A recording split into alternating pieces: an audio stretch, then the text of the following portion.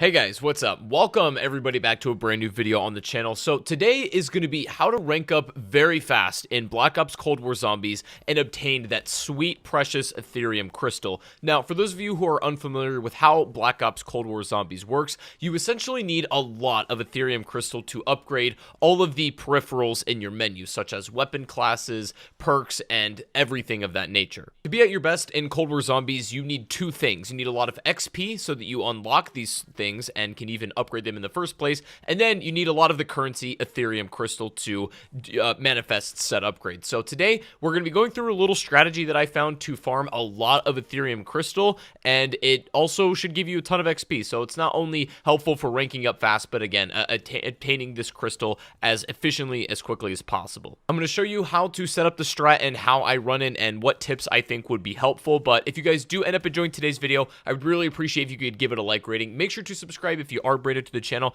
And as I'm playing this a little bit early and the game is not technically out yet, the Easter egg is unable to be solved, and this means that anything Easter egg related that will give you crystals will not be included in this video, so we will just disregard that for now. However, if you are interested in the Easter egg, I'm actually going to be streaming the hunt tomorrow over on Twitch, so make sure to check the link in the description, go follow my Twitch channel, and I'll see you guys for the hunt. So the way I set up this strategy not only farms, again, a ton of XP and Aetherium crystal, but also just really doubles as a relatively nice high round strategy. So this is going to be in the spawn room, and the only thing you need to do and make sure that you have set is that you do not open the pink door in spawn. Everything else can be open, and it's going to play roughly the same, so you're good to go as far as the layout. Now, your weapons are going to be pretty straightforward. The only thing you really need is the ray gun.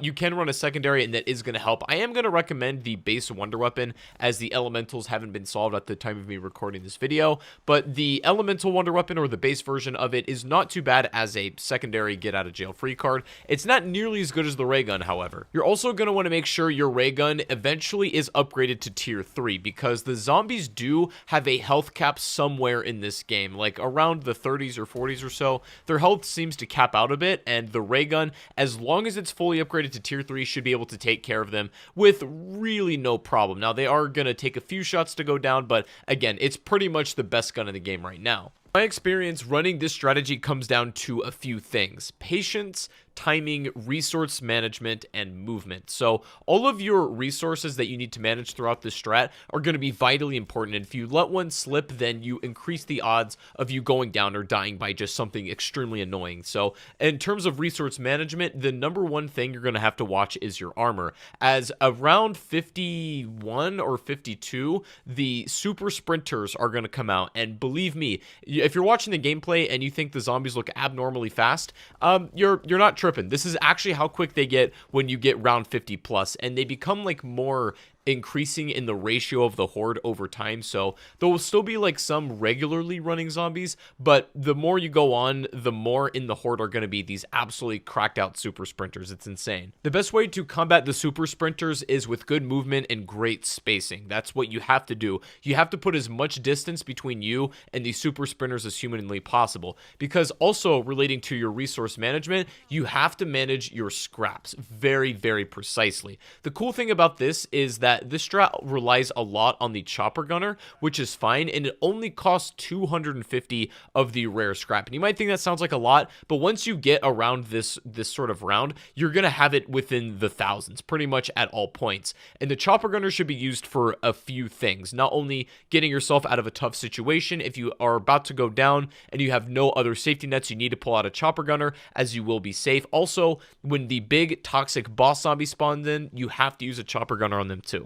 Cannot stress how important it is to not only maintain your armor, but also using the tactical stim shots. You want to have as many on these as you as physically possible. The zombies become so ungodly aggressive that if you take any sort of semblance of damage, that you're going to want to make sure you're healing right away. When you get to this round, it's going to cost you virtually no scrap at all to have at least 5 stim shots perpetually, so you should have no problem in maintaining that. I'm also going to oddly recommend the tomahawks for your lethals. Then and these, zombies are going to drop these from time to time. It's basically one of the only lethals that's going to be able to get you out of a very close quarter situation. If a super sprinter happens to come running out of a corner that you don't know if you can react to in time with a gun, the tomahawk is actually your best friend that I've discovered. So let's say you're managing your resources in the strat properly. How do you go and get armor? Well, the run on this strat is pretty simple, although there are two ways that you can go about it, because again, maintaining armor, you will die if you're not paying attention to it, and you'll get swatted down. The most ideal situation is that you're going to go refresh on armor at the end of a round. What I do recommend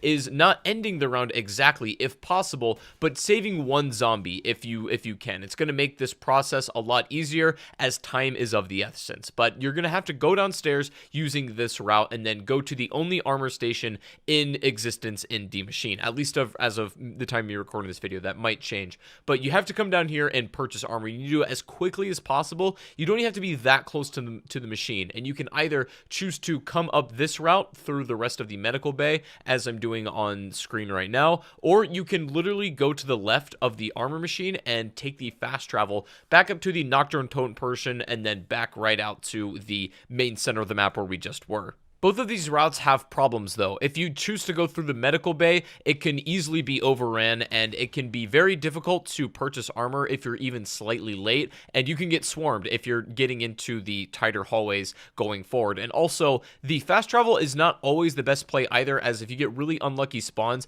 a bunch of zombies will flood up from the left side coming up the stairs, and you'll kind of be screwed. So you have to really make a in-moment decision about which route to get back to your strategy in spawn is going to be better for you. But assuming you run the strategy and you get comfortable enough with doing that, it shouldn't be much of a problem. And again, the bread and butter of this strat is always having a chopper gunner on hand. If you maintain scrap and you're going to continue to get more scrap as you kill more zombies with chopper gunners, then you should pretty much always have one in your back pocket for when you need. And again, they're just so unbelievably cheap compared to how often you're able to use them. Something kind of cool I recommend you do as well is use the chopper gunner at the table in spawn.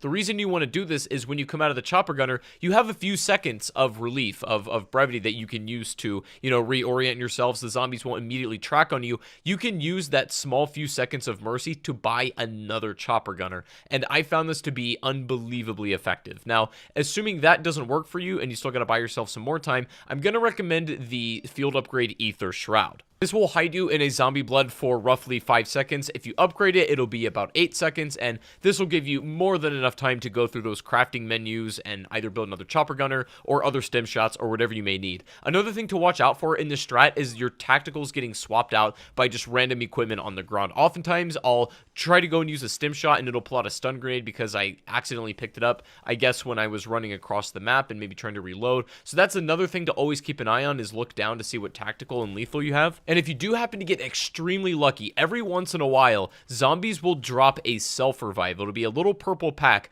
and if you don't currently have a self-revive, which can be found in the bottom left, the little one, if you don't have one of those, you got to make sure you pick it up, or if you are a certain high enough level, you're actually able to craft it right next to the chopper gunner on the menu. So, again, making sure that you have lives, again, is extremely vital, otherwise your game can get taken down in a second. Now, you're going to get way less XP than you would if you just died out of the game, if you didn't do what the game was intended for in this sense, and that is to exfil. This is how you are going to maximize not only XP, but the Aetherium crystals that you get as well. Obviously, every 5 rounds or so, you're going to get an opportunity to exfil. A lot of you guys already know how that works, but if you don't, a helicopter will be called in, and you'll get about a minute and a half to wipe all of the enemies off the board, and there'll be a pretty heavy spawn, but honestly, if you have the ray gun, you have the wonder weapon, and even a chopper gunner, this should be no problem at all, even on round like 50 or 60 plus. I've not found it. I've actually found those exfils to be a little bit easier than the ones you do on like 15 or 20, depending on what guns you have. So from then on, all I can recommend is to rinse and repeat. Keep doing this process and running these rounds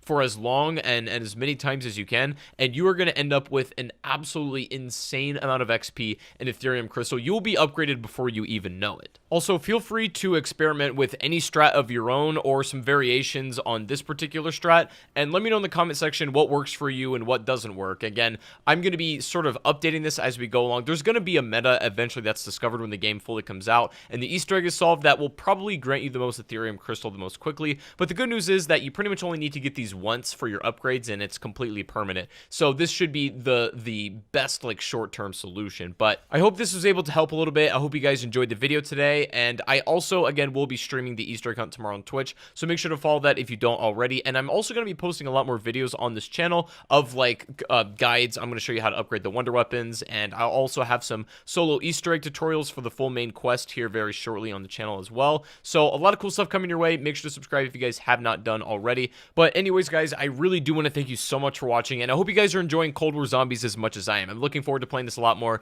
and I'm looking forward to seeing you guys in some future content. But anyways, I hope you all have a fantastic rest of your day, and I'll see you guys in the next stream or the next video. Take it easy, everybody, and peace out.